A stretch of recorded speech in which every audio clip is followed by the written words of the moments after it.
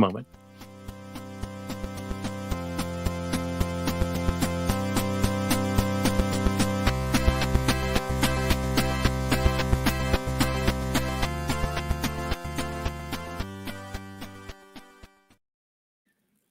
Hey everyone, it's Daniel Elwood and Robert Paul Johnson, and we are the Last Nighters. You can find us on the Liberty Movement's YouTube channel and also at lastnighters.com.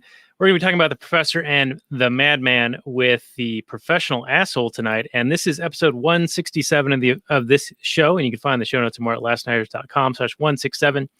The Professional Asshole has been with us quite a number of times in the past, and most recently he was on for the James Bond film From Russia with Love in honor of Sean Connery shortly after his passing. He's also been on for 3:10 to Yuma and a host of other films, I think also a few Mel Gibson ones like Edge of Darkness, and perhaps even more beyond that. I just can't quite recall, but welcome back to the show, Professional Asshole. I'm going to unmute you and put you on main screen. Oh, I can't unmute you. You have to unmute your own self. There you go. Welcome back.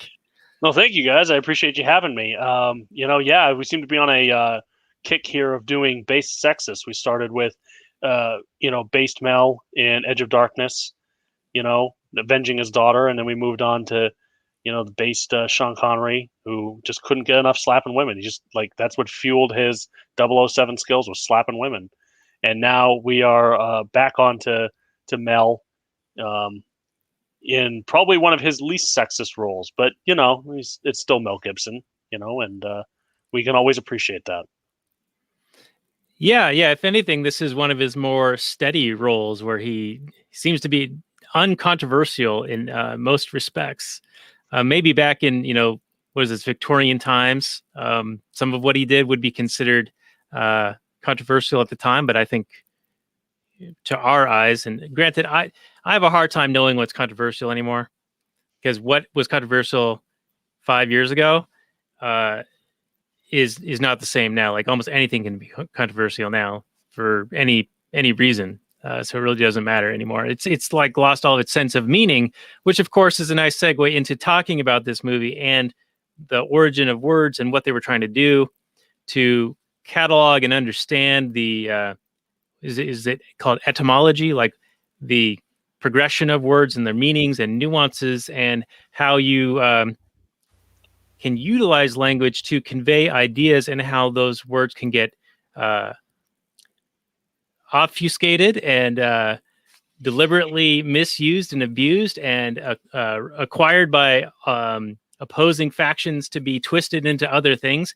And it gets into very Orwellian territory where and that's kind of the angle I wanted to take a little bit with this is, what is the purpose of language? Let's talk about that and how it relates to this film and what were they trying to do in this movie? Well, I'll do my best to be a good worder during this whole, what is it called? Show something? Make good word. I'm going to make some good words here. Don't make them too big. I won't. Yeah. Definitely nothing like few, whatever that word is you used. And I forget what it was. Yeah, something about Greek, Latin, or Greek word for roots, atum, and ology, meaning from words. So yeah, we'll see. Right. See, I'm throwing all my big brain words out here. Big brains on Brad. Like $5 words out here going on. That's right. Well, I got a few $5 words in the Google description, which is how we will normally start off this show here. So let's go to that. It is The Professor and the Madman. Came out in 2019. It's a drama/historical drama, 2 hours and 5 minutes. It's on Netflix, which I don't have. It's also on Canopy, which is funded via taxation, though I did utilize that. I got a little bit for my money, I guess. It got a 7.3 out of 10 on IMDb, 41% on Rotten Tomatoes, 3 out of 5 on Common Sense Media, and 91% of Google users liked it. The description reads, based on the 1998 book, The Surgeon of Crowthorne, by Simon Winchester, the life of Professor James Murray is portrayed as he begins work on compiling words for the first edition of the Oxford English Dictionary in the mid-19th century. As he led the overseeing committee, the professor received over 10,000 entries from one source in particular, a patient at Broadmoor Criminal Lunatic Asylum, Dr. William Minor. The release date was March 7th, 2019 in Brazil and Russia. The director is Farhad Safinia. I'm sure I'm butchering that, but I believe that is also the director of Apocalypto, which is another Mel Gibson related film, or somebody who worked with Mel Gibson on Apocalypto. I'm mixing up my facts here. A box office of $6.2 million, so not a whole lot of money, but it stars the old Mel Gibson and, of course, Sean Penn. And if I recall in reading some of the research on this, there was some controversy that Mel Gibson was not given final cut, or the director was not given final cut, and so they're not too pleased with how this film turned out. And I think they disavowed it or said that they did not like the end result. So I think that might be interesting, because I watched this and I'm like, this is pretty good, not too bad. I don't know what they would do different. The final act is a little weak compared to the rest of the movie. Yeah, it stops focusing on the dictionary and starts to focus more and more on Miner's continued descent into further insanity and exclusion from other people around him that might be willing to help him, especially the wife of the man that he killed. And I think that the first two acts of the movie try to wind together Miner's improvement with his work on the dictionary. So as the dictionary is coming forward and becoming more developed, Miner is getting better, but then it cleaves very suddenly, and suddenly the dictionary continues to be produced while Miner starts to fall into greater insanity to where he can't even, he's comatose, or wasn't comatose, I'm trying to remember the word they used. catatonic, yeah. But yeah. Anyways. Yeah, well, catatonic, I think that's where cat got your tongue comes from, isn't it? Something like that. Yeah. So Robert, I'm going to go to you for your opening. I know we're kind of like juxtaposed here. I'm throwing more $5 words at everyone. Just gonna, I don't even know what these are mean in context. I'm all confused. So yeah, give me your take on the Google description and your opening salvo.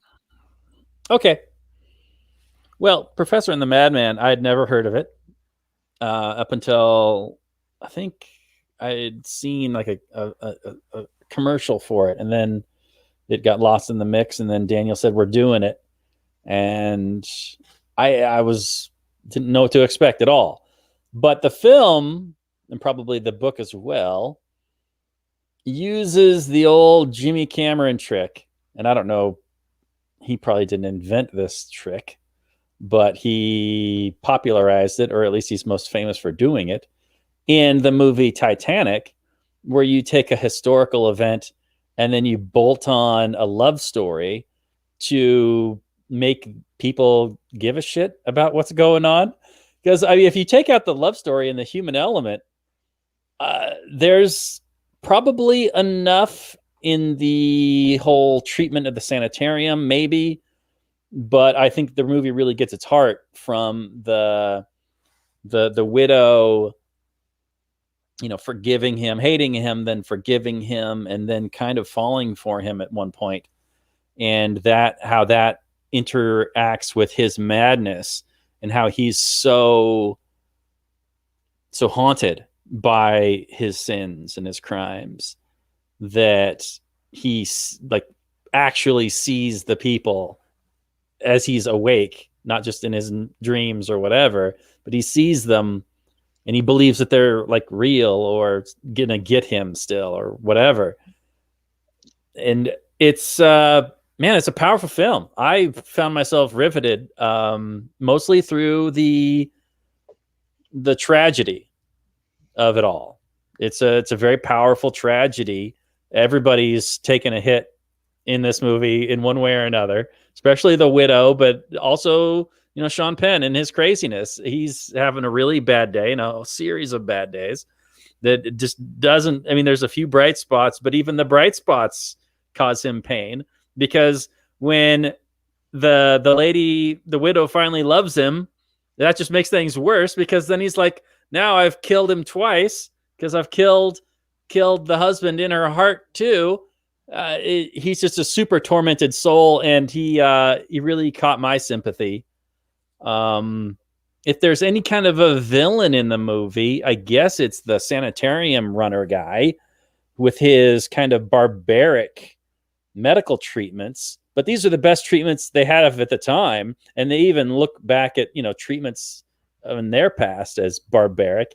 And of course, it reminds me of, I think, my uncle. We were having a conversation one time, and he was reminiscing that he had his some of his large intestine removed at one point, and that was just the best treatment at the time in the 60s or the 70s. And we would look back today, or even maybe 10, 15 years later, as that being barbaric. I mean, just medical technology is such an accelerating force that it's almost like not using a cell phone. It's like using a cell phone from 10, 15 years ago. It's like, what are you doing? This is nobody would do this. This is ridiculous.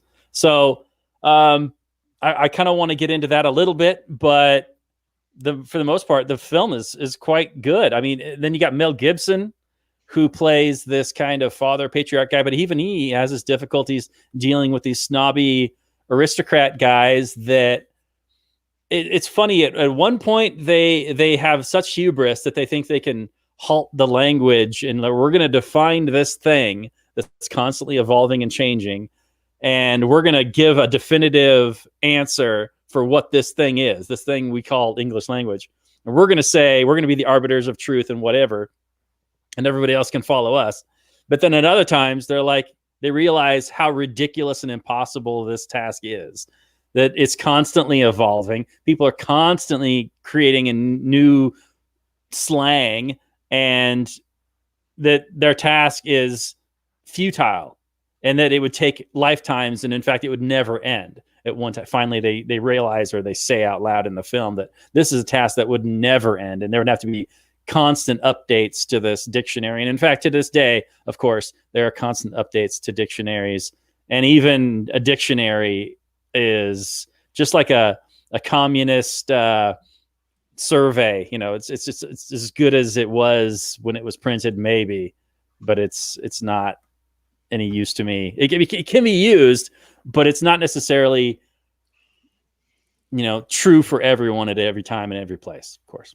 So. Right. And if I recall, some of the more recent additions to the dictionary in the past couple of years have been somewhat ridiculous, rather woke in that regard. But yeah, I think you have a lot of good points, and I think the one character who really seems to understand that it is a constantly evolving thing, that they just need to come up with a new approach to try to grapple with it, with a way to at least attempt to systematize a way of capturing it, is the Freddy character, who ends up being kind of the champion for what's his name, Murray? James Murray, right. And the other thing I really liked about James Murray, speaking of the intellectual elitist snobs, is that they're all about having a degree, and having status, and that's what makes you smart. And you see a lot of that even today, where everyone assumes that having a degree means that you're educated. Well, of course, all it means is that you spend a lot of money to get a piece of paper that says you're educated, but really you're most likely, as most people are, just NPCs repeating things that have been indoctrinated into you. And I love James Murray's response to them, in that he just demonstrates his abilities to them. He talks about the various languages that he's very adept in, fully understands, the ones that he's somewhat familiar with, and then gives the etymology of a word, clever, where its origins were from, and what it means, and these what's synonyms for it, and like how it's used in skillful, right, sharp, keen.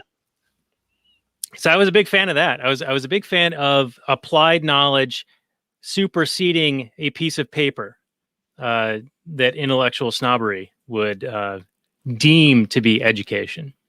Well, and eventually they end up giving him the degree afterwards. So like on the first on the first edition of the first volume covering letter A, it has James Murray editor D lit at the end of it, and that was their gift to him by saying we're granting you an honorary doctorate of letters in this case, which is always supposed to historically be an honorary degree, but one conferred for extraordinary knowledge in a certain amount. Like I think, Thomas Sowell has been granted like 10 different doctorates of letters from different universities just in recognition of his contribution to economics. And similar people will get similar awards. Okay. Yeah. Well, it certainly seemed, at least in this story, that James Murray was worthy of such, as he was the one to be able to come up with like this system of collecting this information. And he himself was a wealth of knowledge in relation to linguistics and origins of words. And he had an approach that was a breakthrough as far as getting something accomplished. Indeed. Yeah. And I could see the value in, English, especially at that time, and still to this day, of course, even more so, I guess. But you're talking about a language that was essentially forced on like almost the entire planet through all these colonial wars and such.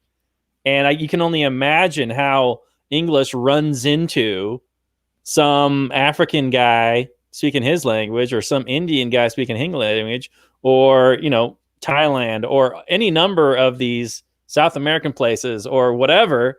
You can imagine all the changes and bastardizations of that language. It would be, you can imagine that even his giant novel, like A was what, like 2 inches thick, 3 inches thick. And then it was like a big, huge thing. And even that would be probably only half, maybe a third of the actual, not even that much of the actual, because they had to do a massive amount of curating, I would imagine, right? Like they weren't like going into sub-Saharan Africa and going, all right, what are you guys' thoughts? They were just going with the English speaking people that donated ideas, and they were going off of like written books, right? Like whatever was written like in the past few hundred years. Yeah, they went all the way back to even early English. In the case, they mentioned John Wycliffe, who wrote in the 1340s. He was, I forget exactly when he was executed, but yeah, his was the first English Bible, the first written book in English was John Wycliffe's Bible. So, and they had a major issue with the word "accepted" at the time. And that's a key feature of the beginning of the second act, is losing traceable abilities, the traceability of the word "accepted." But yeah, it's interesting that they decided to go only with the written language because there's too much variability in spoken language, in that there are so many people who use it incorrectly. They'll use a word, they don't even know what it means. So there really is a need for some amount of curation. But as we've kind of been hinting at but never getting to, is the villain in the movie is in fact the bureaucrat who wants to define and order language from an a priori dictate coming out of the minds of these Oxford academicians, instead of recognizing language as what it is. And as James Murray puts it, we are not prescribing, we are describing what the language is and how it is used. And that task, we're not here to determine what language ought to be, simply what it is. And that in and of itself is a great anarchist principle, and the fact that there is no single centralized ordering of language. There are leaders in language. There are leaders in that some people who are better at it, who have better expertise or better knowledge or better ability, arise and keep the language, in some senses, having structure that can pass from one generation to the next. But of course, the difference between Old English, Middle English, and Modern English could be considered very different languages in a very real extent. But we can speak to somebody even from 200 years ago, we would understand them. And they can understand somebody from 200 years prior, but 400 years difference would probably be too much for us to actually understand each other to a certain extent. The pronunciation would be too different. The use, the terms, the just the lingo as it moves wouldn't make sense to us. It's always struck me when you read like some of the founding documents of the United States and the language that those people, the founding fathers, used just in their everyday letters, and how much more, I don't know, like larger words they would use, and like more descriptive. And I wonder if it's More because, yeah, more formal, and it sounds like a very much of a higher intellect than we would be used to today. And it feels as if, while the number of words has, of course, grown over time, that the value of those words has almost diminished in some respects. And I wonder if there's like a certain phenomena that describes that, or if there's perhaps a theory as to why that has perhaps happened. One idea I have is just that they were handwriting these things, and so it's a little bit of a slower process, and they were using larger words but fewer of them to describe something as best as possible in an efficient means to do so, because they were allocating the amount of writing time they had to its best use, right, to communicate the ideas as succinctly as possible.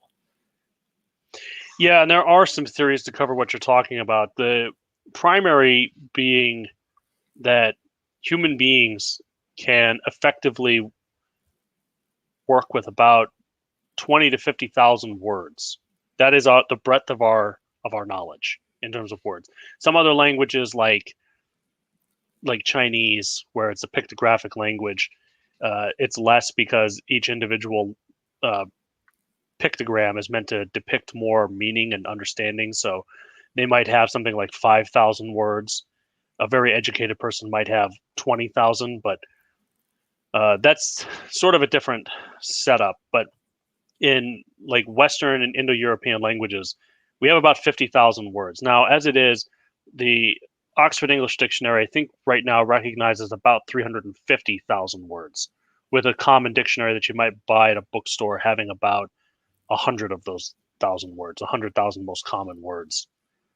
And the problem is, in the 1740s, I think if you go back to Johnson's dictionary, it has, I think, 20,000 words, right? So you could know every one of those words and use them. And the language has expanded so much to incorporate other languages, but even just invented terms, such as astronaut, computer, automobile, that we had to make room for them by eliminating less common verbs. Mostly it's verbs. So nobody really, our verb structure has really degenerated to the point where we really only have a couple of verbs: have, been, to have, to be, maybe a couple other helping verbs, to do. And then we use nouns in place of our verbs for the most part. And we do that by using a lot of what are called gerunds, which is when you add an ing on the end of a word. So instead of saying, I accept your offer, you might say something like, I'm good with it. So it's the way language is sort of degenerated, is that we have too many words. It's hard to keep track of. Plus, of course, there's sort of a democratization of language now in the form of television, radio, and social media, where it's no longer simply the intelligent and the finest and the top 1% who get their words going on through history, but every single idiot that ever existed. In addition, the other problem is that prior to the invention of the Oxford English Dictionary and its standardization, there were a broad set of English dialects that could almost be considered languages in and of themselves. I remember reading an article once about the topic where even within 20 miles of England, the word for egg was different than was in England. So, this English traveler is going down the Thames and he's about to hit the ocean. he stops off to, realizes he hasn't picked up enough eggs for his trip. So he goes and he asks the local lady, "Hey, can I buy an egg?" And she's like, "What the fuck is an egg?" And he just says an egg, like an egg, comes out of a chicken's ass. Come on, what the fuck? And this guy comes over and says, "I think he means an Eren," which is much closer to the German word for egg, which is Ei, E-I. And historically was Eyr, which is E-Y-E-R-N, spelled almost the same. And like, to have it be, that was the middle of the 1700s, if I remember correctly from this article.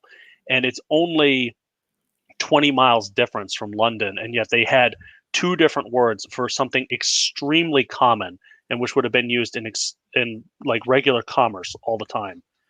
So the idea of the standardization of the language, in a serious sense, allowed for the proliferation of trade, because you could have one word that made sense to everybody, even if you had local differences in what you might refer to something as. But at the same time, the idea of forcing it upon people is not only ridiculous and can't work, but is in and of itself, it's sort of a fool's errand in every way. You'll never be able to see the end of it as they struggle to figure out. Yeah, I mean, I have no problem with what they were doing, right? I mean, they were trying to define their lovely language that they adored so much. But in the end, they're just offering it out to everybody, right? Like, this is our opinion on what all these words are, and you are free to read them, use them, or not. So, I mean, wouldn't those people that want to trade, like, have an incentive to adopt common terms with anybody that would want to trade with, right? Or alternatively, that most merchants ended up becoming fluent in multiple languages and dialects so that they could at least communicate with other people. And of course, the merchant class for a long time they were the ones who would speak alternate languages. It's the local farmer only spoke one language, his own, his local dialect. And he sounded like a moron when he went into the city. Whereas the merchants would speak not only the proper dialect, but the local dialect, and usually their three, biggest trading partners' languages as well. So then, wasn't it only in the last couple 100 years where people even traveled beyond 20 miles from their home in their entire life? For the most part, yeah, unless you were in a city. In which case, in a city, you would have such a conflagration of so many different types of people that you had to learn multiple languages, or at least have some sort of a, usually technically the term we use today is a Creole. And most people think of Creole as being Haitian Creole, but Creole technically refers to languages that have been mixed together unsuccessfully and without any sort of systemization. And in this case, so like, English itself almost started as a Creole language in a sense. It was basically like, you could call it like Old German mixed with, technically it was more like Old Dutch mixed with like French words, and that's how English kind of got born. But yeah, it's interesting the way that language evolves and sort of even devolves in a sense. They do talk about that in the language. And it's kind of scoffed off as being a little ridiculous that, the language is currently at its purest and from here can only denigrate. And everybody's sort of like, yeah, whatever. We describe, we don't prescribe, blah, blah, blah. But there is a sense in which, yeah, languages do tend to devolve over time. And as a really great example, most of the ancient languages have a greater number of cases, tenses, and numbers, as well as more systematized use. So like ancient German, for instance, has 3 numbers just like it has today, but it had 12 cases as opposed to the 4 it has today. And it had 6 tenses, but maybe it was 8 as opposed to, again, 4 tenses today. And it's interesting that over time people shed what is otherwise potentially extraneous uses for ones that matter, are a little more common or a little more frequent or can match multiple meanings. Yeah, it's all about efficiency, isn't it? I mean, who wants to sit there and describe something in 50 words when you could say it in 7 or 8 words, right? Well, actually, it's the exact opposite. In ancient languages, you can describe something in 1 word that might take us 5 to say now.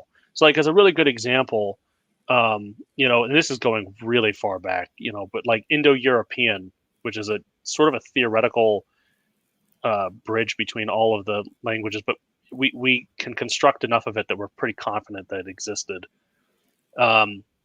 Indo-European, if you were to give me a phrase that was like, future potential case, right? So it's a subjunctive mood or something like that. If that being like, if this were to occur in the future tense and had to deal with some abstract concept. Well, in English, the shortest number of words the fewest number of words that I could use to describe that would be maybe 5. If we go, then I don't know, right? Like that's 8 words. Whereas in something like Indo-European, I could eliminate almost all of that meaning, get it down to 2 words, because it would have a future tense that's in the subjunctive mood. So there would not be a if we go, right? Because it would already be understood that it's going to happen in the future, and it's imperfective or something like that. You would just say, you would use the word go, but it would be parsed in such a way as you understand just in saying it that it's future, imperfective, and subjunctive all in one. And you would say 2 words: if we go, then whatever. So would this make it incredibly obtuse to learn another language? I mean, what is it easier to learn other languages now? Will it be even easier in the future? Is that what you're saying? As the languages devolve and they all kind of homogenize a little bit? It is interesting that, again, we look back at something like Indo-European and we need something like a PhD today in order to be able to read it and understand it. But at the same time, the people back then, because there were fewer words, the entire language might have only had, 3,000 roots or maybe 5,000, roots or something like that. And then you just, technically the word is agglutinate based on that in order to develop your meaning and turn it into a phrase. I don't think that languages would have been, I think learning your own language would be quite easy, and learning another language would be much tougher back then. In the modern sense, I think, yeah, it's probably easier to learn most modern related languages because they're all relatively simply structured. There's just not a whole lot to learn. Like, I took some German in college, and aside from having to introduce a third gender and, so on and so forth, I understood how the language worked pretty quickly and easily because it still has the same number of tenses and cases, and they're the same cases and tenses as in English. But if I were to go learn something like, Urdu, which is the same spoken language as Hindi, but different written language, it had a totally different case and tense structure, right? But it's not so completely removed that I couldn't learn it because it's still an Indo-European language. But if I were to go learn, say, like Mandarin or something like that, the concept of case and tense structure doesn't even exist in that language. So I'd have to learn a completely new way of thinking. All right. Well, it sounds like there's some interesting things we can go further in the rabbit hole, but maybe we should direct this back towards the movie a little bit because I don't want to lose anybody. But so, Robert, you were talking about the love interest kind of carrying some of the weight, some of the emotional weight, and caring about the characters in this. And you mentioned specifically the widow and her arc of course, experiencing this traumatic loss, having this seething hatred for the guy who did it, and then sort of feeling pity for him, and then, maybe even a genuine love and forgiveness. But there was another female character, and I know Professional Asshole is going to love this, talking about the women characters. But the wife of Murray they kind of play into this a little bit, where she adopted the opposite kind of personality or what was needed as their family unit for the children, and became the support structure for him to basically enable him to better be able to be devoted to this project that he felt he had been training his whole life for, and that she was actually quite supportive in that for the most part. And she even goes to bat for him with this intellectual snobs at the end. Of course, not to much effect, but I found that her support of him in what he was trying to do was pretty compelling. Yeah, I agree. A devoted woman. It's a rarity. Not something I've really experienced a whole lot in my life. There's my mom, but that's kind of taken for granted. There's been, I think, one. Yeah, it's rare. It's rare. So yeah, she was definitely a good one. The way that she was able to change her behavior to allow him, and then when he wanted to quit, and she got upset about how all the sacrifices, and how it wasn't just him doing this thing, it was all of them. They were all on this team working together to do it. That was really strong. That was really powerful, and true. And I appreciated that she was quite aware of that, and that she had a valid point in there. And I think he appreciated it too in his character. So ultimately, he kept on going on with the project, right? So yeah. But I think he also had like an awareness of like he was maybe disappointing her. Like there seemed to be these moments where he'd like look up or like go back on Christmas Eve or in the middle of the night to continue to do work, and then she'd turn the light off, and he knew he was pissing her off, but he was so devoted to the work that, I don't know, it seemed to be a challenge that he knew he was maybe upsetting her, but that she was sort of okay with being upset. Like she was considering that a sacrifice. And that was one of the things that made her want to kind of push him to see it to the end. Yeah. I think from what I'm hearing from everything that Robert's saying, it's, all I can say is incel. And what's the matter? You can't handle a strong woman, a strong, independent woman who cheats on you? And just because a woman cheats on you doesn't mean you didn't do something to deserve it. Did we invite like a progressive feminist onto the show when I wasn't looking? Is that what happened, Daniel? I don't know what's happening at this point. No, it's good. It's good. So let's get into Chester Minor. Is it William Chester Minor? So somewhat of a personal like connection to this guy in a weird way. I have a psychology degree, and so we studied a lot of these like old. Now we know where the feminists came from.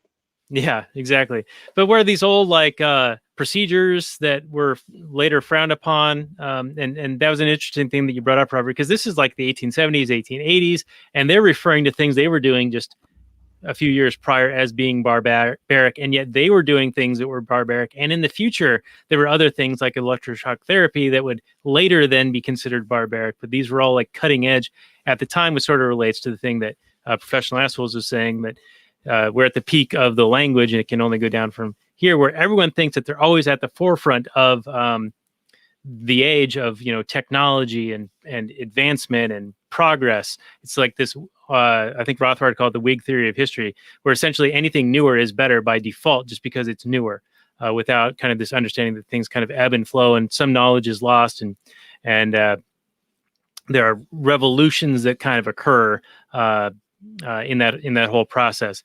But the connection to Minor beyond that is his half brother was the mayor of Seattle in the late 1800s.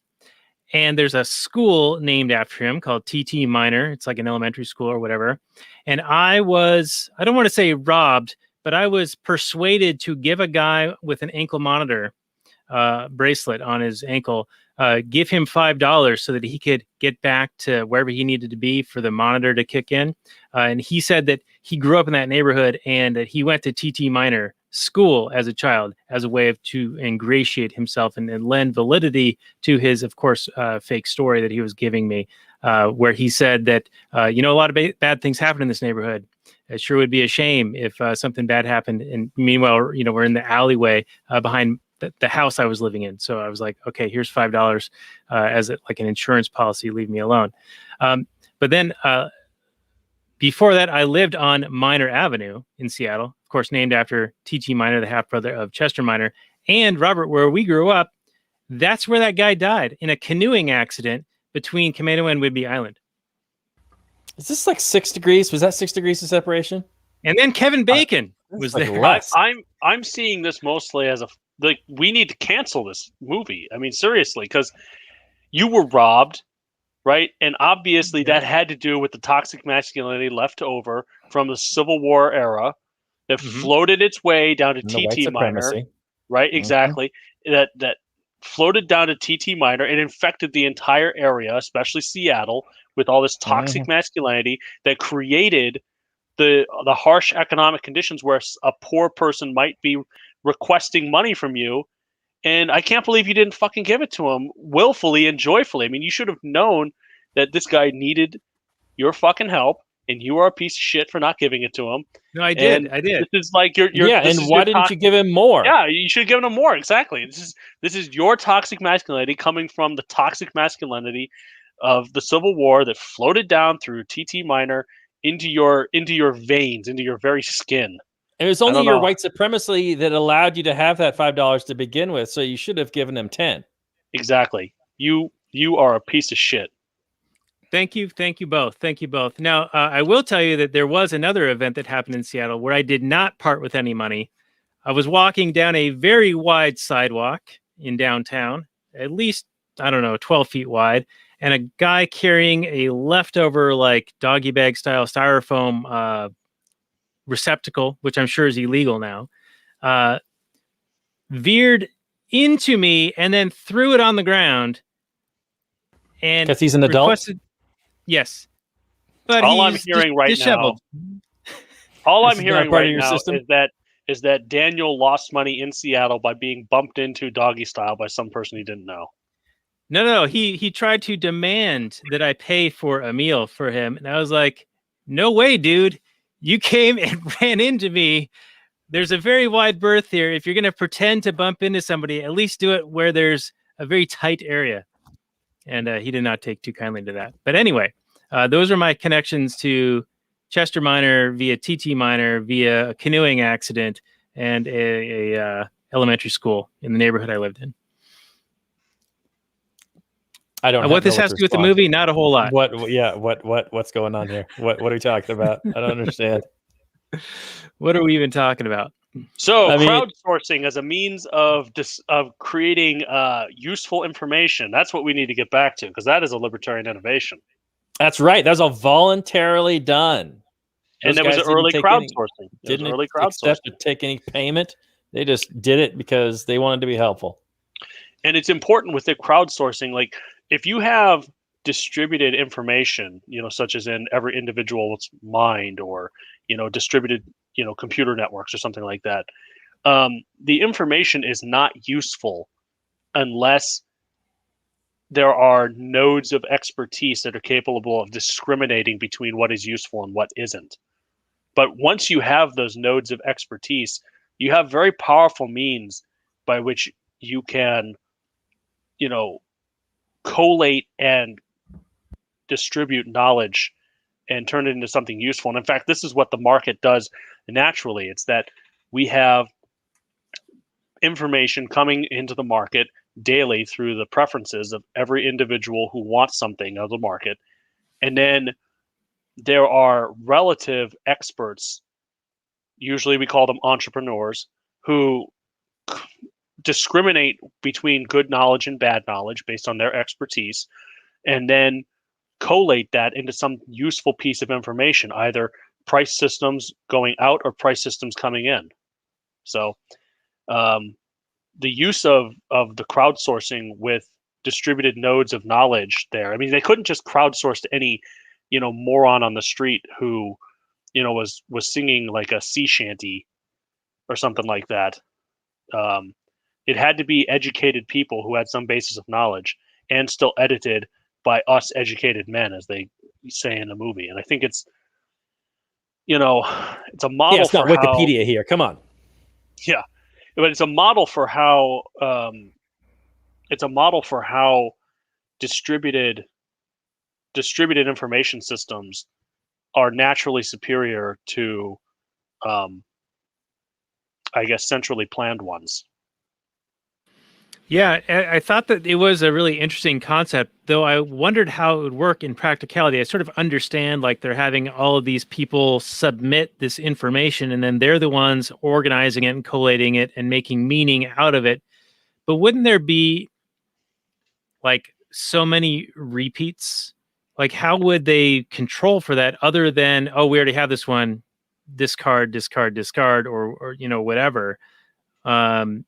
And then they had Chester Minor going after the ones that they had difficulty like finding in the 17th century or the 18th century or whatever. So he was like he was able to deep dive and find those words in the literature in certain periods of time where they were missing, because I guess they needed to have a full history for whatever reason. I guess that was just like one of the parameters they'd sort of set up ahead of time. But it just seemed like I didn't understand how this system would functionally work with just all this random data coming at them. Well, and I don't know if they did a great job in the movie of portraying this, but the rules for participation came out in, monthly encyclicals, either the newspaper or in this case, it was the Philological Society had its newsletter that would go around. And, in all of England, maybe you have like 6,000 people that read the Philological Society's newsletter, but then, 10%, 600 or so will participate in a similar,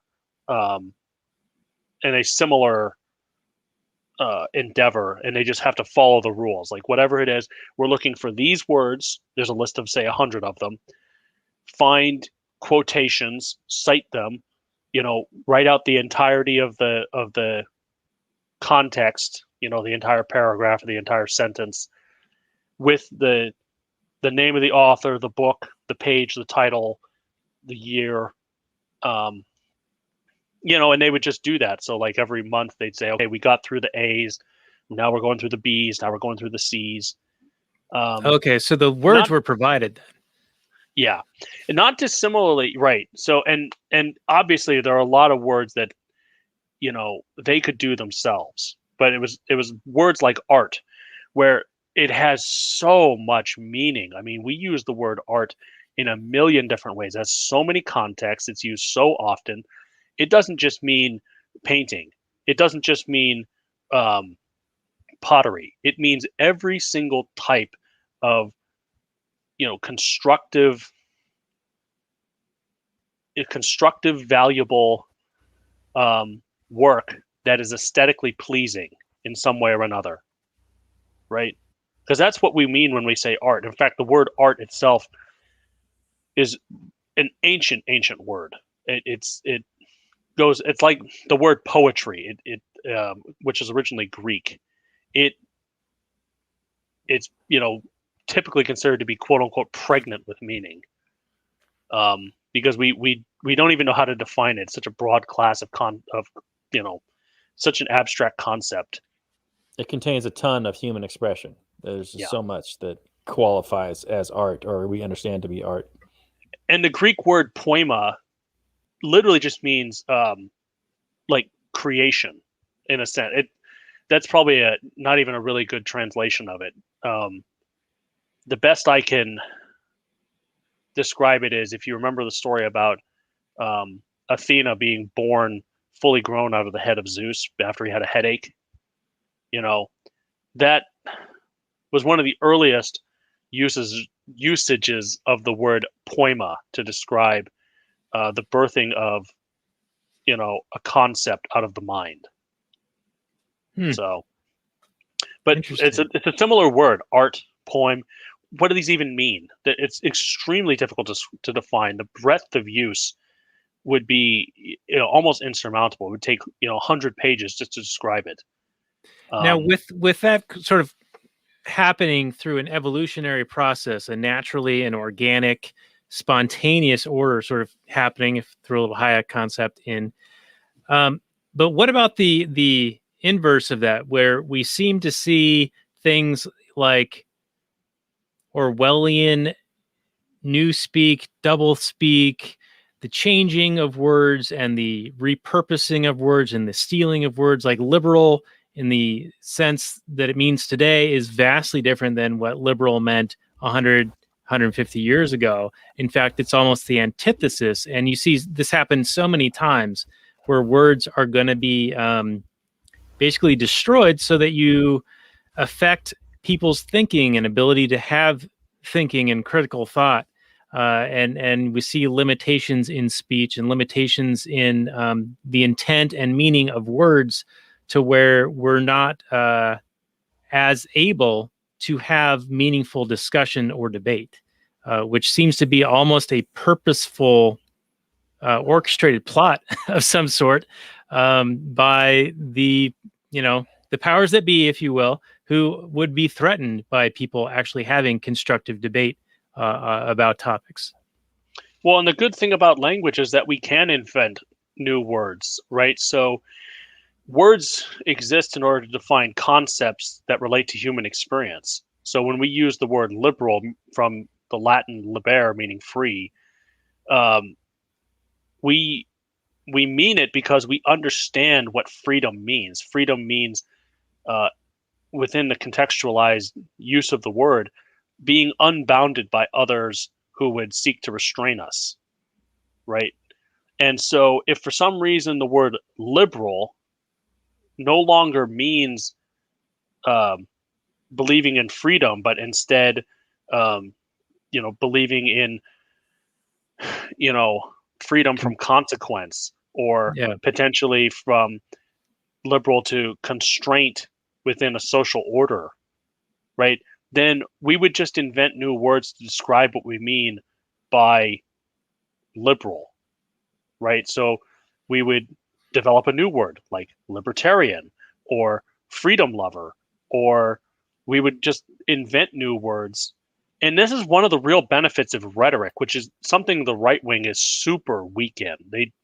They are so obsessed with maintaining classic order. They're the people in this context who want to regulate and discern the language and define it without describing it, prescribing it, defining it, making it subject to their expertise and whims. When in fact, dude, if the liberals have stolen your word, come up with a new one and make them look like fools. Make them seem like the old fuddy-duddies, which they are at this point. I mean, a lot of people complain that the Republican Party is like the party of old people, and it is to some extent. But is that not true of the Democrats? I mean, for to a very real extent, the Democrats are basically a couple of old rich academics, a handful of billionaires, and a bunch of kids who can't figure out what gender they are. They really aren't as strong as they think they are. They just happen to control a lot of institutions. And likewise, how would you fight that? Invent new words. Be the poets. Be the new cool kids on the block who are inventing new concepts and terms. So would you say that, because the progressives really they're doing their darndest to take the word racism and have it apply to just about everything, and white supremacy to just about everything. But racism now means what? Privilege plus power, or whatever it is they're saying these days. Are we just supposed to give that to them and then develop new words, or should we fight them and hold on to the old definitions?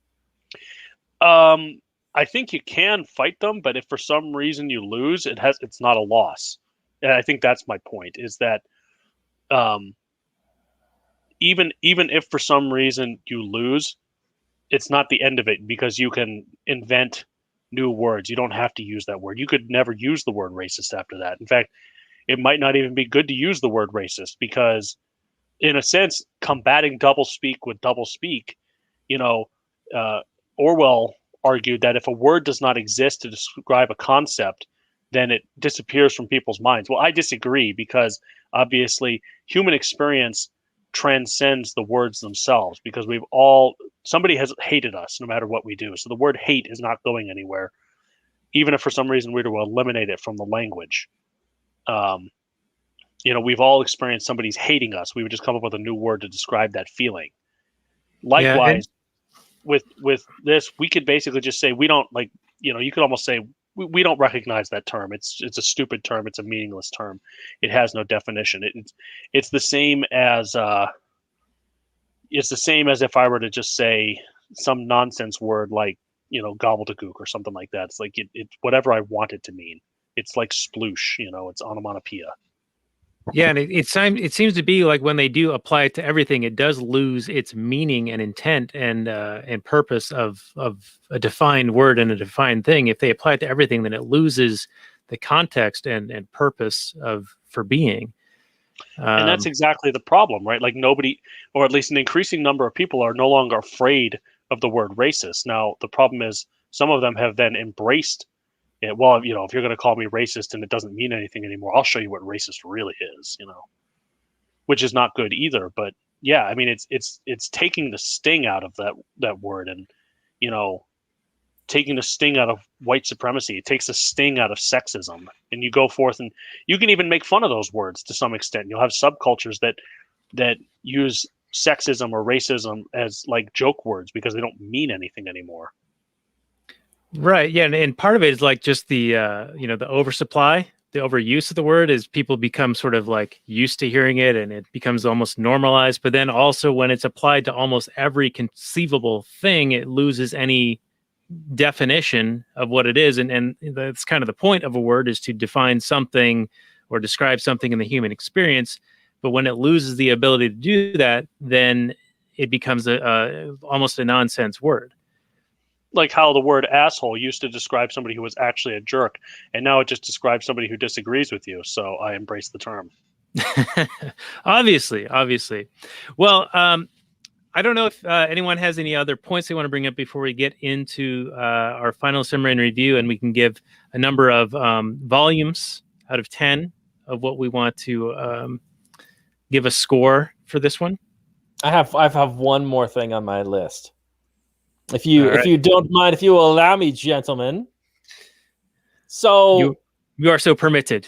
I thought there was one curious element in the film where the good doctor of the sanitarium there, right before he was about to purge Mr. Miner, good Dr. Miner, he asked for his consent. And he's like, do I have your consent to begin this treatment? And even when he was answering to another person, he was like, yes, I have his consent to start this round of treatment or whatever.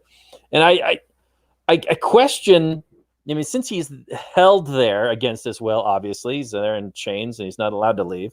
It's more of a prison, but they call it a sanitarium, like they're trying to treat him and get him better. I'm curious, would they have just kept him locked, but they wouldn't have done the treatment? Were they promising, they're like, we don't know if this is going to actually do anything, but we're going to try this out? I mean, these were people where phrenology, studying the lumps in the shape of the skull, is like the height of their understanding of human disease and that kind of thing. And then purging, which isn't far removed from bloodletting, which is what the ancient Greeks practiced. I mean, we're talking like ancient, like barely understanding human bodies. So much of the fact that they're just like, well, I'm going to shove my finger down your throat, and then hopefully you'll spit the crazy out. I mean, that's basically what they're trying to do. I mean, they didn't really understand the causes. At least they didn't show in the film any real attempt to understand the source of his anxiety, the source of his demons that was happening. And it really seemed to me that, I mean, of course they didn't have, like modern medications that would help him with his anxiety and that kind of thing. But they didn't even really have, I mean, Freud existed at this time, and before this, other psychoanalysts and that kind of thing. It seemed to Freud me was that like in his 20s. a good therapist, or a good somebody to help him work through his guilt, this massive amount of guilt that he carried around with him, is really what he really needed to purge himself of. But I mean, of course, he probably had some other things where he was like picking his nose hairs and thinking they were like space invisible dust or whatever it was. I mean, he had issues, but it seems to me that there's a perverse incentive structure also, where I'm sure these doctors, they want to keep their patients and then cure them in an attempt to, hey, I'm helping people. I'm also, maybe I can develop some new treatment that's going to, I can write about and help out the rest of the world too. But it seemed to me that, and this is the case with a lot of places, and I don't know, I mean, especially true in like schools, where schools get a certain amount of money per student that they have.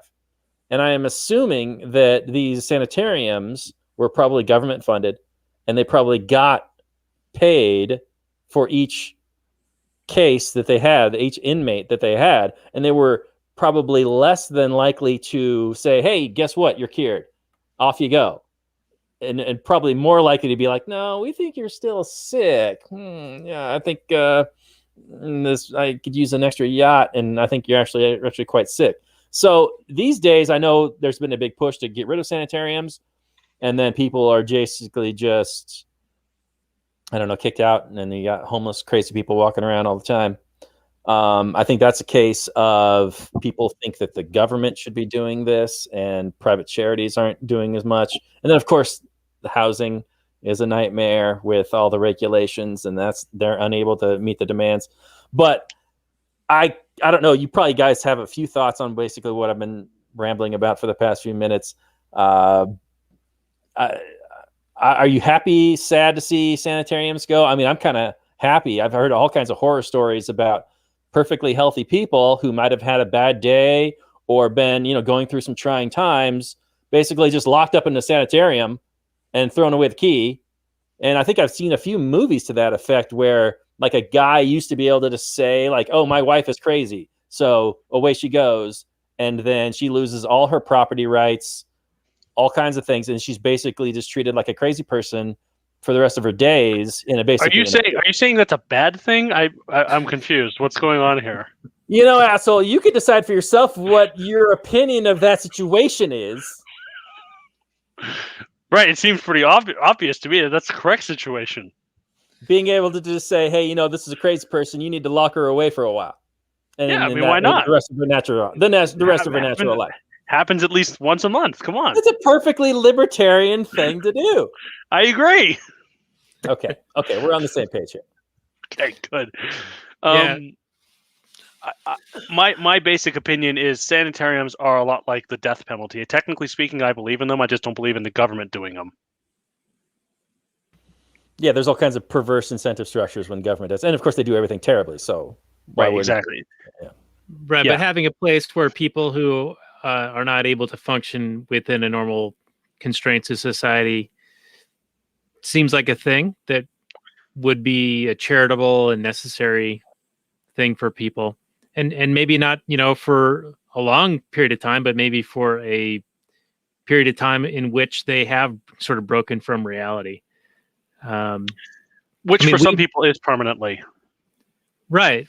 But for some people, I mean, Robert and I, we know some people who have had psychotic breaks or periods of time like manic episodes and things like that. And then when they come back from that, they're the person you knew. I mean, they're the same person and they're doing the same stuff they were doing before when you knew them, and there was no like apparent issue. And then the other point that I wanted to, I thought you were sort of driving towards this at the beginning of your questioning, Robert, was could Minor actually provide consent to the doctor in the condition he was in. Right. He's in there due to reasons of insanity. He's accused of this murder, and he did the murder, and they put him in this asylum because of insanity. Well, then, if he's insane and then he's devolving or getting worse, he's getting worse in there. Then when you ask him for his consent, is he actually able to provide it or not? Or are they just going through by the their own vestigial admission emotions? he's insane, then how could he possibly give consent? Informed consent. Right. Yeah. Well, to a certain extent, I think we both recognize, based on the individual condition, that Minor had times of lucidity, and it may have been during one of those times of lucidity that he had given consent. But let's assume, for instance, that he was never lucid. In such a case, that person would be described as not having any moral agency.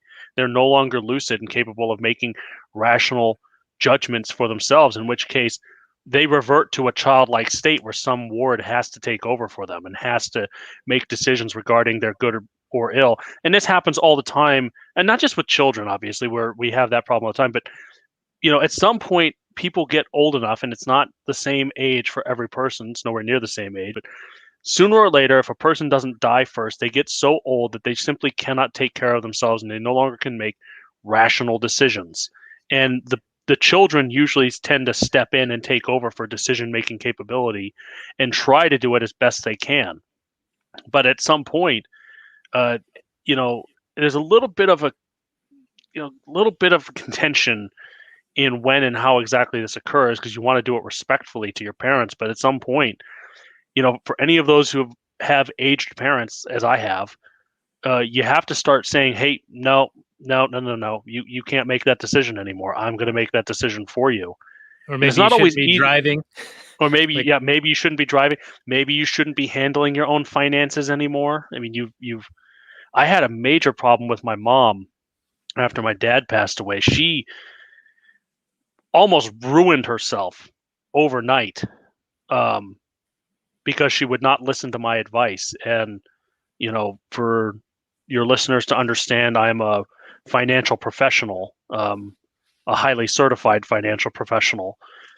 And, in her refusal to listen to me, she nearly ruined herself. And who's going to make up the responsibility for that? Who's going to take that up? Me. Right. So she has you either have to listen to me and do what I say, and in that case, I will care for you, and I have the ability to do so, or you're going to be on your own. And the way you're ruining your finances, you're going to be on the street real soon. And that's not a pleasant conversation to have. It's not something you really want to force on somebody that you otherwise love. But she was not in a state of mind where she was making good, useful, rational choices, and I had to step in and say, okay, that's it. You can't ruin yourself anymore and then expect me to potentially bail you out. Yeah, it almost seems like a similar situation with Minor. They're asking for his consent for this thing. Well, with your mom, and I this is getting into weird territory for the show, but Right. Like if she's making such decisions, then you confront her with another decision. Well, how can you trust that she's going to make the decision because of the presumption of the reason that you even presented this was that she's not capable of making such decisions? It just seems like a catch-22 almost. It is. But we have that same problem with everybody. Like in their early life, they are not capable of making their own decisions. We make decisions for them. They eventually develop the ability to make decisions for themselves. And then at some point, they either die or they lose that ability.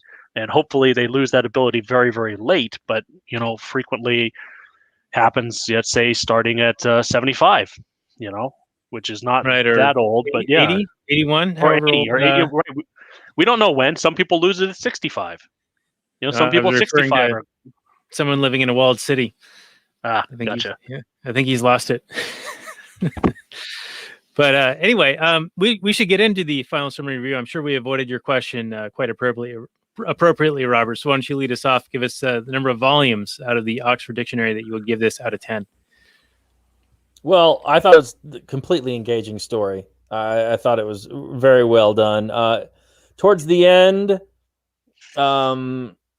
I can imagine they probably were working off historical material, and they didn't have like any kind of information about the widow other than her interactions at the sanitarium. So the movie just kind of forgets her at the end. But yeah, I thought this movie was fantastic. I found myself shedding tears many times. I found it very tragic. All these characters I felt it did a really good job humanizing all of them. Like at the beginning when, he's running and chasing after this random guy in the street and he's trying to kill him. I'm hating him as much as probably the widow, not as much as the widow ultimately, but I'm like, yeah, screw this guy.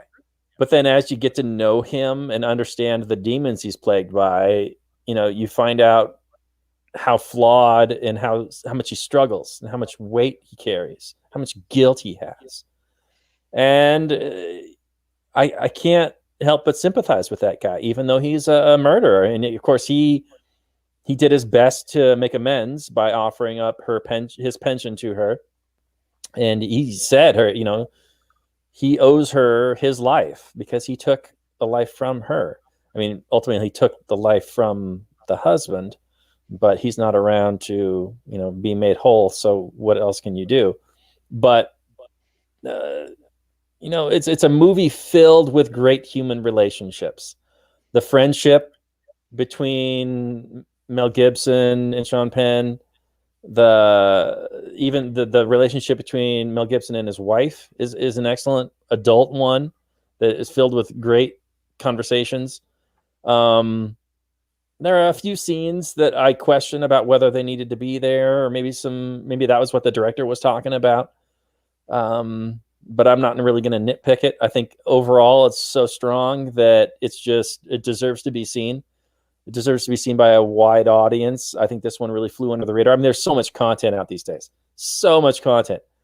And with ad blockers on, I am just unaware of so much of it because I refuse to watch YouTube ads for the most part. I mean, here and there I will. I'll watch them on my phone here and there. But I just basically am ignorant of a lot of new stuff coming out. And I think a lot of people are, because these movies aren't making as much money as they used to, and the budgets are coming down, except for the giant big blockbuster stuff. Like I think we've talked about in the past, where there's a less and less middle road stuff where budgets were like 100 million. You're either getting like 10 million, 15, 20 million tops, or you're getting like 200 million. You're not getting a whole lot of stuff in between because it's just a big gamble, and the movies aren't necessarily making their money back. With all the different options on all the different streaming services. I mean, it really is a Wild West smorgasbord for content these days. Not to say that it's all great, of course, but there's just a lot of options. But this movie, it deserves to be seen by a lot of people. I think it's fantastic. I think this is a 9 out of 10. It was such a human story. I would be surprised if this wasn't one of my top movies of 2021. Wow. What was it? What were we talking about? Nine volumes of the Oxford Nine Dictionary. Nine volumes of the Oxford Dictionary out of 10. Even though there was 27 of them? Whatever, who knows? Whatever the number is, but we're only going out of 10, just so there's like some kind of sense of scale here. All right, well, very good. 9 out of 10. That's a really high score from a guy who usually hates movies. Or most of the ones we do here anyway. If you grab me by the heartstrings, you got me. And I think this movie did a great job of playing on that with all the different human relationships that really seemed authentic to me. So, all right, very good. Well, how about you, Professional Asshole? What's your take, and how many volumes do you give this? So I am obviously really impressed by this movie, not just in terms of agreeing with Robert in terms of the human relationships and their adult relationships. It's right. They're complicated relationships. They're not just simple relationships of like, you and I are on the same team, so let's work together. Like there is an actual give and take. There's witty banter between Miner and Murray, between their languages, between their use of words, and the words themselves are a point of amusement. And even a function of the plot within the story, like when Miner uses the word assessment in order to describe his failing mental condition, and when Murray goes to look it up, he remembers that it's an offering in recompense for a debt owed, right? And that, that's meant to be a meaningful plot point within the movie. And I want to, applaud Mel Gibson's acting chops in this as well. I mean, in his early career, obviously wasn't much of an actor. He was just an action star, but he's really developed not only as a storyteller and a writer, but even eventually as an actor, to the point where that scene where he goes in at the Sithman scene specifically, and Miner is pushing him away by being aggressive and, argumentative and, aloof. And Murray starts to tear up. He doesn't really tear up, but he's clearly on the verge of wanting to cry, saying, you're you're my friend. Why are you saying these things to me? It demonstrated that Mel has really developed as an actor into his old age. He's no longer obviously focused on just being, the good-looking guy with abs like he wasn't up through about 2000, but now is very much in the developed actor, writer, and director stage. Even if most of his movies are low budget these days, very low budget, and entirely self-financed. And a final point I really want to make is, for those who didn't know, Sean Penn has obviously had a lot of difficulties in his own life, but he's an incredible actor. And the reason he's in this movie is because he and Mel, despite being on very opposite ends of many spectrums, are actually friends in real life, because Mel used to be a real heavy drinker, as I've mentioned in my previous episode regarding him. A real heavy drinker and a jerk, and he smokes a lot, and he always had problems. And so when Sean Penn had his alcohol and drug problems in the mid 90s, and ended up slapping Madonna around and getting arrested a few times, Mel was the one who was there for him and pulled him out. And this is the same with Robert Downey Jr. and a few other major Hollywood actors who, after so many scandals that Mel Gibson has been in, they refuse to throw him under the bus, and they keep coming his defense, even if they're like Jodie Foster, who's like a lesbian or something like that, and is not supposed to be on Mel's side. She keeps coming to his defense. And Sean Penn, who's a famous super environmentalist lefty guy, keeps coming to his defense. And Robert Downey Jr., who I don't know if he has major political persuasions, but he keeps coming to Mel Gibson's defense. And all of these people have been personally helped by Mel. So even though he's got some serious flaws in and of himself and of his own character, as I mentioned in the last episode, Edge of Darkness, Mel seems to, personally speaking, have enough cachet and charisma and value as a person that people are willing to forgive him who know him personally. And that in and of itself is interesting to note in such a well-developed movie with two really exceptional actors. So I agree with Robert. I give it 9 out of 10 volumes.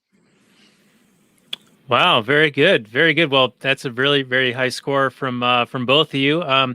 I don't want to give into the peer pressure. I did enjoy this movie quite a bit. I wasn't thinking a 9, but maybe an 8.5 volumes of the Oxford Dictionary for me. The other thing I noticed about this is it's really well shot. Like, there's just some beautiful cinematography in here. The acting is brilliant. There are a lot of like intricate relationships, as you guys both talked about. And even though the storyline is about, like compiling a dictionary and these etymology of words and where things come from, seems like a pretty boring topic just in general, but they ended up making it quite interesting. Though I do think it does get a little bit muddled here and there. Like, I didn't feel the weight of when Murray goes to his friend, his confidant, and says that he's lost everything. I didn't really kind of grasp like what he was referring to, other than the relationship with his friend and perhaps like losing control of editing the dictionary. And then the little strip of parchment that had a saying on it seemed kind of just tacked on at the end. And I wonder if that was another like piece that was supposed to be more prominently stitched through the story, so it would have a little bit more meaning. So I wonder if that's what some of the things that went missing from the director not having final cut, that might have strayed a little bit from the story that the director was trying to tell versus what ended up being the final result. But overall, 8.5 for me. I think it's a really good movie. I well recommend it. And Mel Gibson does have some acting chops, as of course does Sean Penn. And it was a lot of fun. So I do thank you, Professional Asshole, for the recommendation. It was the second time I saw it. I did watch it over Christmas based on your recommendation initially. And upon watching it, I was like, yeah, this could be a good one for us to do on the show. So thank you for that. You're welcome. All right. Yeah, that goes for me too. I wouldn't have seen this great movie if it weren't for this show. So cool. All right. As much, this show's good as many for something. stinkers as I have to watch, then I deserve a few good ones. That's right. Did you guys ever do Captain America: The Winter Soldier? Not for the show. That's one of my favorite Marvel movies. Yeah, we should maybe consider doing that. That's got some great libertarian themes. It sure does. Giant maybe. death barges in the sky that can kill everybody. Yeah, that's probably social credit system. Not the most libertarian thing ever, but yeah, I'd be game for that. Well, anyway, we're going to have the show notes and more, of course, for this and your prior appearances, Professional Asshole, and that'll be at lastnighters.com/167, of course, with Edge of Darkness on there and From Russia with Love, 310 to Yuma. And I want to say you did a few other ones with us. I can't quite recall what they are, but I'm sure they were really good. Oh, that's right. Last Jedi. Yes. Oh, yeah. I do recall that my power went out like right towards the end of that. And you guys had to cover for me at the end. Yeah, that's right. I remember that. Yeah, but that goes back into the archives a little bit. That's I think that was episode 58, maybe 57. Episode 57 of the Actual Anarchy show. So yeah, and here we are, 224 of Actual Anarchy. Anyway, that's our show for tonight, and next week we're going to be doing the movie Chef with Jared Wall of Breaking Liberty and Anarcholand joining us. This is one that he recommended, so he's bringing this to the table in honor of Robert, my co-host, who operates a restaurant, and I think that he should have some interesting takes on this. And I think that will be a lot of fun. The other option was another Indian film, another Bollywood film, which I don't even know how to say it, but it's called Anandhan or something like that. And then the other option was American Gangster, starring Denzel Washington, which I saw recently, and I do think it has a shitload of stuff worth talking about. So maybe that is one that we should do at some point in the future, either with Jared or perhaps with Keith Knight, as Keith, who was our guest last week, is big on the gangster movies. Yes, he is. Hey, Daniel, just one point of clarification. This is Chef 2014, is it? There's a couple chefs. It's whatever one has Jon Favreau, I believe. Johnny Fav. And he's got like a, what do you call it? A food truck? Yeah. Okay. John Leguizamo as well. Okay. Yeah. Chef 2014 is what we're doing. Okay, sounds good. All right, so that'll be the one. So our audience, thank you guys for joining us as well. You can find the show notes, like I said, at lastnighters.com/167. You can also find pre-show and post-show bonus content. Post-show content is called Kathleen Turner Overdrive. And if you are a Patreon supporter, you can get a piece of that at lastnighters.com/Patreon. And Robert, a couple more things that they could do if they want to support us before we sign off. And we'll see everyone next week. Yeah, you can always leave like, share, subscribe, give us some reviews, positive, negative. You can ask questions. You can tell people, friends, family about it. You can just live your life and give the middle finger to all tyrants. If that tyrant is some Karen telling you got to wear a mask, or some guy saying you have to social distance, or if it's some asshole who thinks they know everything and what's best for all these people. They seem to have like medical degrees, and they seem to know that every single person in the state is part of their like doctor, like client privilege situation. I don't know. It's a bizarre time we live in, where government seems to know what's best for everybody. And I mean, they always think they know what's best, or that they are the nannies and the caretakers. But especially when it comes to your health. They can't possibly know what's best for each and every person. So you are responsible for you. So live like it, act like it, and you'll be doing us a solid. All right, and I'll just tack on one other thing. If it was all about health, and they would be talking about things like, I don't know, exercise, diet, vitamin intake, things that actually promote health versus just this fear. Things that damage people's psychological health, you mean? Yes, that as well. So anyway, that's our show, and we will see you guys all next week for Chef, and we'll be getting into the Kathleen Turner Overdrive after these messages. Peace out, everyone. Good night from last night.